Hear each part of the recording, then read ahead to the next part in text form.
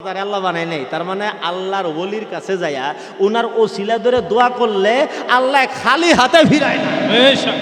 ওই কথাটা একটু পেঁয়াজ দিয়ে কইছি, কেউ ফিরে না খালি হাতে গেলে খাজার দরবারে, চাইতে গেলে হয় না কাঙ্গাল, চাইতে গেলে চাইতে জানলে হয় না কাঙ্গাল, গেলে খাজার দরবারে কেউ ফিরে না খালি হাতে গেলে খাজার দরবারে।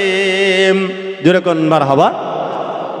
আমি না জায়গায় জায়গায় তফসির করি, এন কোন সূরার তফসির করতাম, একটা সূরা বললে তো তার ভিতরে অনেক আয়াত থাকে, আমি একটা টুকারও তফসির শেষ করার পর মনে দেখবেন রাতের আড়াইটা বাজছে। এই জন্য আমি খালি আজকে ওয়াজ তো করলাম না, এদিক সেদিক থেকে টপিক টানলাম। তে জানা হোক আরেকদিন আপনাদের সম্মুখে